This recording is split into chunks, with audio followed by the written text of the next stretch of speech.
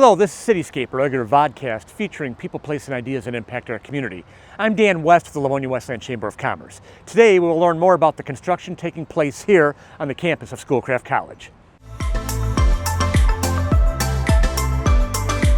Schoolcraft College continues to evolve with construction of a Nino Salvaggio International Marketplace and another expansion of the VistaTech Center. The Nino Salvaggio project is a new construction of about 48,000 square feet, a store featuring gourmet collection of produce, meats, flowers, and more, and is scheduled to open this winter. It will be the 5th Metro Detroit location for the family-run operation that originated in 1979. Nino Salvaggio will also provide great professional experiences for students in Schoolcraft College's renowned culinary arts program. Also, Schoolcraft College further expanded its VistaTech Center this year with additional gathering spaces and parking to support its growing conference and event center. And here to talk more about these projects is Schoolcraft College President Dr. Glenn Cerny. Dr. Cerny, thanks for joining us today. Yeah, absolutely. It's good to be here. Tell us about the vision about adding the Nino Salvaggio that's under construction right now. Well, it's been a chore because we took a couple of years to figure out how we can get experiential learning for our students. It's not just in culinary, but in our supply chain, our business programs. We want experiential learning across the board for all of our programs. So we set out to go through and identify different markets that would potentially locate on our campus. We originally were going to be on the south parking lot. That's where our original design was.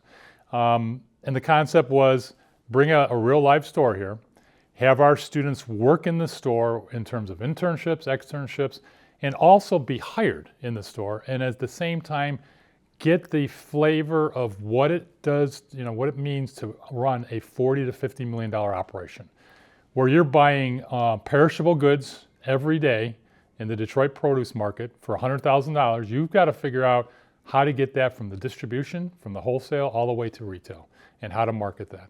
So what better way to partner than to partner with somebody who's doing it in a very quality way, and that was the Nino Salvaggio family. Well, and it works out well when you consider that Schoolcraft College is known for its culinary arts program. So to provide that type of experience, I mean, obviously the last renovation of the VistaTech Center did a lot to help the culinary arts program with the display kitchen and stuff like that. But talk about how Nino now takes that to another level, how it's a new experience for your students. Yep. So it was the, first we didn't have the Nino Salvaggio go in the south parking lot. As you notice, it's in the north parking lots and it's right there. That was the brainchild of Leo Salvaggio, one of the co-owners. He said, if we're going to do Nino Salvaggio's, we want it next to the culinary. Okay. And the culinary house is obviously VistaTech. And so in order for us to do that, we had to do some kind of negotiating. And first of all, we needed to make sure we had parking, because if you're going to take our parking, which is extremely important, you got to replace it. And so they were gracious enough to, in the negotiation, to pay for our west parking lot, which is where you see. And it also created a west vestibule. So we now have multiple entrances into the VistaTech. And so in order for us to accomplish that, we created a little venue kind of coming in there. And it's actually opened up VistaTech. You can now see an information desk, whereas you didn't have that before. And it just gives the whole flavor of that operation a lot more freedom for people to move and for them to be able to congregate and to meet. Okay.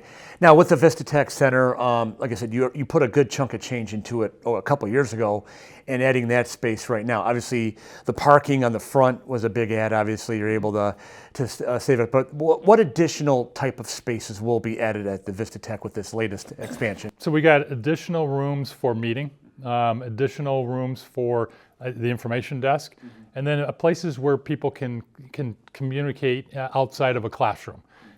We expanded the ability, those classrooms that you see as you walk in, they were kind of hidden in the back. Sure.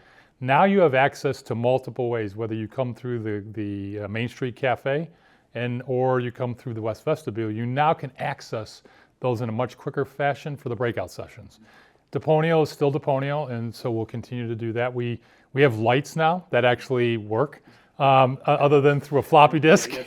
We had some old technology in 2001 that we got replaced, so we did that. But VistaTech is the meeting place. When you look at it, Dan, you know businesses right now, there's a lot of people working from home. And companies need to have a place to meet and to congregate and to collaborate. And that's what we do well at Schoolcraft. We want businesses here because we collaborate really well with businesses, but we want them here on our campus. And that's what Vista Tech is all about. Well, I look at the work that you've done in these last two phases, and even for us at the Chamber, there's less and less dates available for us to do our events with you. So obviously you're getting good response to what you've done at the Vista Tech Center. Yes, we are. It's a challenge now because we want to support everybody that comes in here. But the reason why we expanded Vista Tech is because of that very nature. People want to be here. We want them to be here. What better way to come to Vista Tech than to park in the building? I mean, because you basically are right next to the building now when you have the west parking lot, which is good. But more importantly, it gives a roundabout. We've created a little bit of a canopy now on the front entrance. You can see the windows. We were kind of hiding Vista Tech, and now you can see them with the new canopy. So it's going to be exciting. Now, Dr. Cerny, you're heading to your 6th year as president right here, and in the last 5-6 years, you're going to add the Nino Salvaggio, the 2 phases of Vista Tech. You also added the Livonia Medical Center as well. Again, experiential learning for that. How has that gone the last few years, adding that building and your new health services center? The medical center is off the charts. I mean, I can tell you, Rob Castello, president of Trinity, Michigan, Florida, and Georgia, and a lot of other places.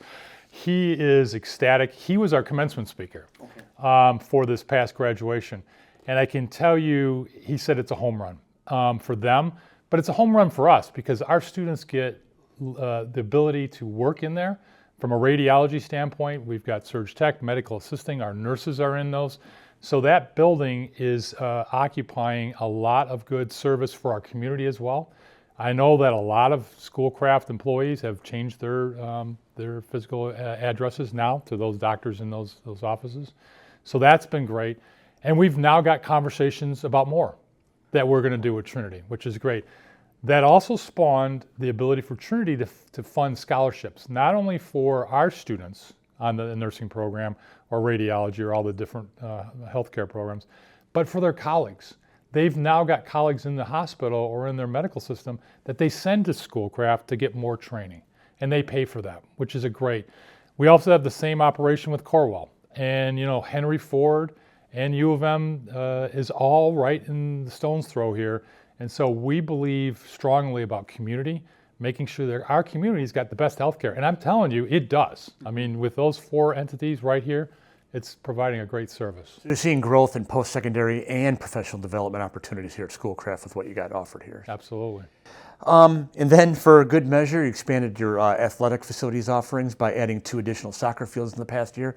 Can you talk about how that came to be? Yep. We were going to do some other developments there, and it just didn't work out. And so when I talked to the Wolves and Hawks, and specifically the Wolves, Ed McCarthy, he can't get enough soccer fields. And we're also trying to build baseball field, but we don't have room for baseball, but we do have room for the soccer fields. So the 2 pieces of land that we put the soccer fields on were not being used. And so it was a perfect fit for them.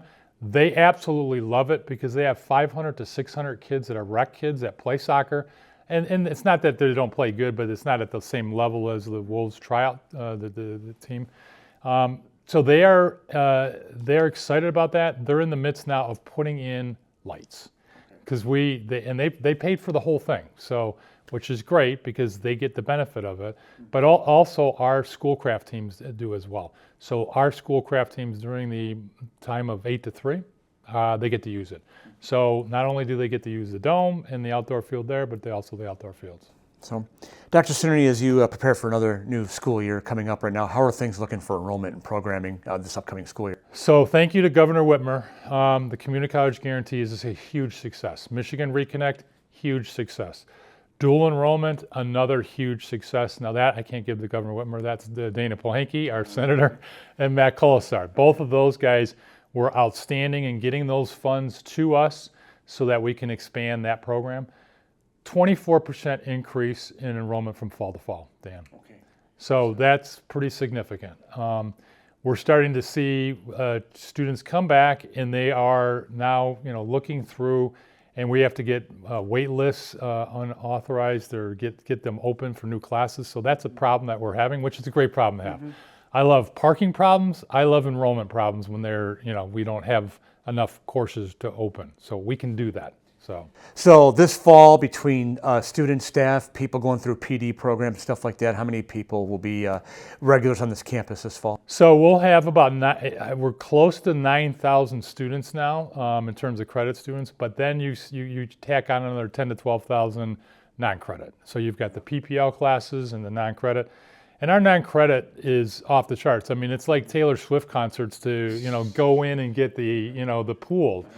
We have our adult population that hangs out at 6:30 in the morning, and even though we've got online, they're here at 6:30 getting into that pool. Okay. It's a big deal for them. But in fact, so much so that we had to make them a special day.